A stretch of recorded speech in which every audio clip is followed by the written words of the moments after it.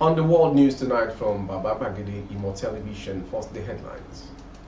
NAS to pass 2024 Appropriation Bill 30th December, Speaker Abbas. Supreme Court reserves judgment in PDP roads Vivo cases against Sanwo-Olu. Makinde presents staff of office to Shonwo of Ogbomoso. Court sentences self-styled Ondo traditional ruler and 5 others to 2 years imprisonment over communal crisis. And on sport, Osimhen belonged to class of elite superstars, says Laurent Blanc. I am Morire Rabila Lawal, the news in detail. The Speaker of the House of Representatives, Tajuddin Abbas, on Tuesday disclosed that the 2024 Appropriation Bill would be passed on Saturday, 30th December 2023. Honorable Abbas gave the hint on resumption from the 2-week recess to enable the Standing Committee interface with ministers, permanent secretaries, and heads of other federal government agencies and institutions for the budget defense. The Speaker therefore urged chairmen and members of the House of Committee on Appropriation, as well as various standing committees, to submit the report of the MDA's budget defense by 8 p.m. today, 19th December 2023. The Speaker further noted that other budget-related activities like compilation, processing, and harmonization will take place in the process. The Supreme Court on Tuesday reserved judgment in appeals filed by the governorship candidate of the Labour Party, LP, Gbadebo Rhodes Vivo, and his counterpart in the People's Democratic Party, PDP, Azeez Adediran, against the Lagos State Governor, Babajide Sanwo-Olu. Information recalls that Sanwo-Olu contested on the platform of All Progressive Congress, APC, in the governorship election held in March 2023.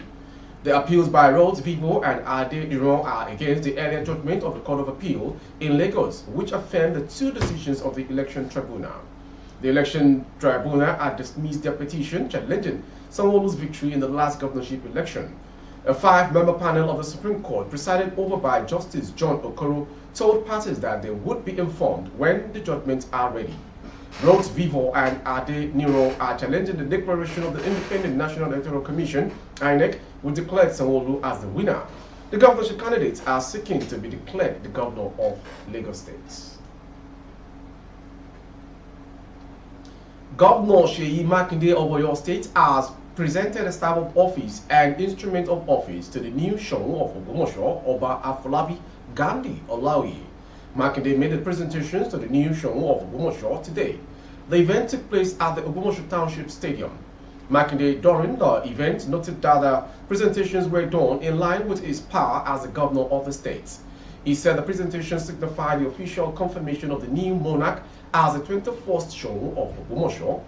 In exercise of the power, I hereby confirmed Oba Gandhi Olaoye Orunmogege the third as the 24th Shonwo of Ogbomoso land. I will hand over the instrument to office, and I will also hand over the staff of office, says the governor.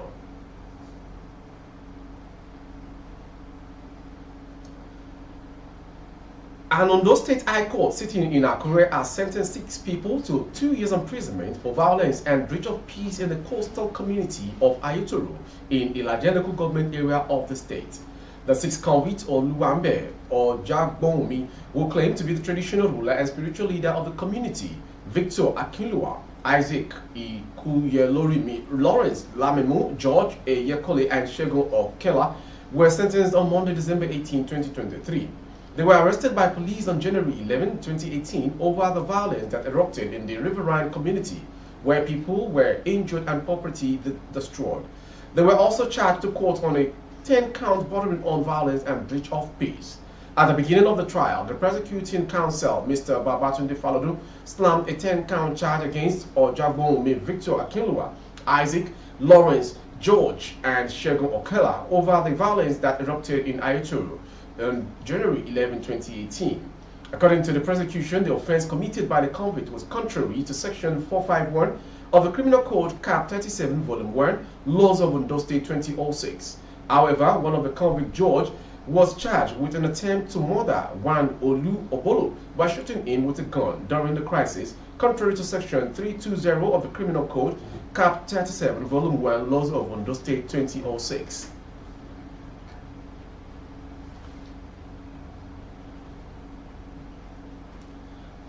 on to the next story. A widow, Mrs. Antonia Igoro, and her two daughters have called on President Bola Tinubu and his wife, Senator Oluremi, the Inspector General of Police, IGP Kayode Egbetukun, to come to her aid and help her get justice for her son. The widow, whose 19-year-old son, John Kolawole, was recently kidnapped and killed by gunmen at their home in Otokuti Community, Ugeli South Local Government Area of Delta State, has fled the area. The deceased was kidnapped and killed on Tuesday, April 25, 2023, while his lifeless body was found on Thursday, April 27, 2023, at ECN along Ugeli Expressway, Delta State. She added that the security agent involved had also released a suspect arrested in connection with the alleged murder of her son, while his properties are currently being converted to personal use by them. Igoro confirmed the abduction and murder of her son in a statement, saying he was kidnapped and killed by people yet to be identified, while his remains were buried at a cemetery in Agbo Community, Delta State. She said she had to run away from her home after she was threatened by some persons who pretended to help her get justice, that her life and that of her children were not safe. She alleged they were threatening her over who gave the order for the deceased son to be buried in an unknown land, especially when he left so many properties where he could be laid to rest.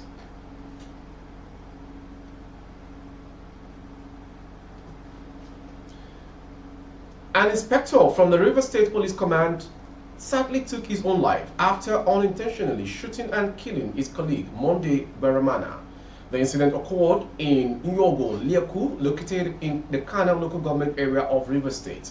Both inspectors, Nelson Abuente and Monday Baramana, were assigned to the Taba division of the command. They were responding to a complaint made by a suspect mother and went to the community to make an arrest. Trouble began when the suspect, Akere Akobori, resisted their attempt to apprehend him, and during the ensuing struggle, Inspector Abuati accidentally discharged his firearm, hitting Inspector Baramana. Baramana was immediately rushed to the hospital. Due to the severity of his injury, he died after the vehicle transporting them ran out of fuel. Realizing the tragic outcome, Abuati turned the gun on himself and took his own life. Reacting to the tragic incident, Grace Enringekoko, the police spokesperson in River State, said both bodies have been deposited at the mortuary while investigations are ongoing.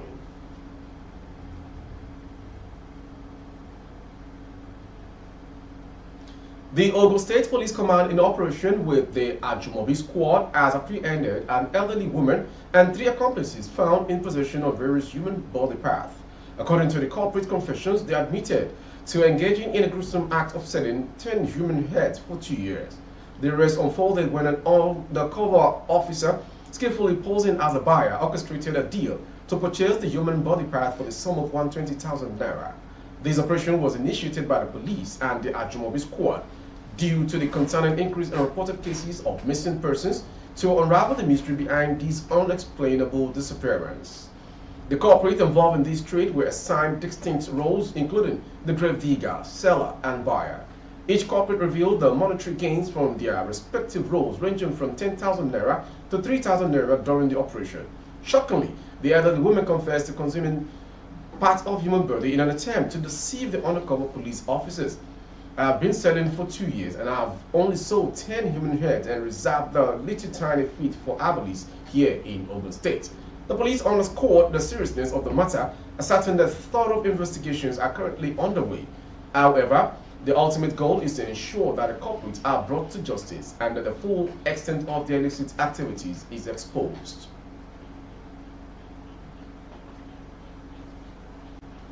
Foreign story. On the eve of elections in the vast and improvised Democratic Republic of Congo, voters of all stripes voiced hopes on Tuesday that the poll would be well organized and conducted without violence.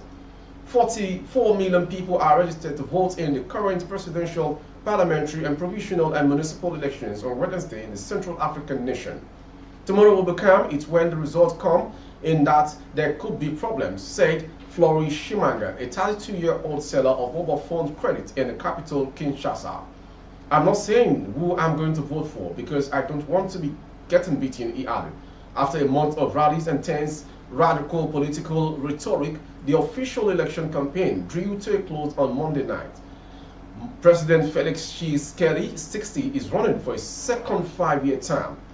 Most observers agree that he has a healthy chance of winning the first phase part of the post-presidential vote, given that the opposition is divided.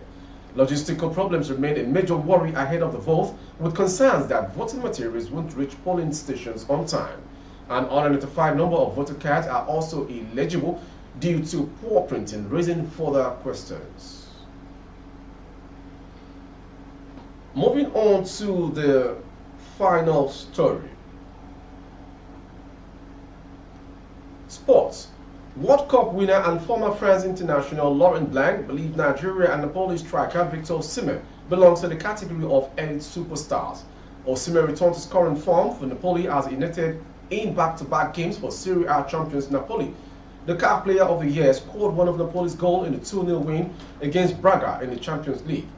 This past weekend, he scored again, this time against Cagliari in the league, and provided a world-class assist as Napoli won 2-1. Speaking on the impact of Napoli for Osimhen, Blanc however stated that there is still room for improvement for the Nigerian. Osimhen belongs to the category of superstars. He is phenomenal, young, and with ample room for improvement. Blanc, also a former Napoli player, told La Gazzetta dello Sport. Blanc played for Napoli and Barcelona during his illustrious football career. The two sides will meet in Champions League round of 16 in February and March. The first leg is at the Stadio Maradona on February 21, 2024, while the decider will be played in Barcelona on March 12, 2024. Looking ahead to the game, the 58-year-old said Osimhen and Robert Lewandowski will be an amazing battle to watch. With our sports story, we've come to the end of today's world news. Before we go, some headlines. NAS to pass 2024 appropriation bill 30th December. Supreme Court reserved judgment in PDP Roads Vivo cases against Sanwo-Olu. Makinde presents staff of office to Seun of Ogbomosho. Court sentences self-styled Ondo traditional ruler and 5 others to 2 years imprisonment over communal crisis. And on sports, we brought to you that Osimhen belongs to class of elite superstars, says Laurent Blanc. For updates of our broadcast on YouTube, our handle is Babagbagede Imo Television. Kindly subscribe and click on the notification bell. Select option all to access all of our broadcasts. On Facebook, Bagede Imo with Alawi Adibayo. Please like and follow the page. For advert placement for goods and services, coverage of events and function, please dial the phone number streaming on your screen. Thank you for watching. I am Moriri Rabila Lawa. Good evening.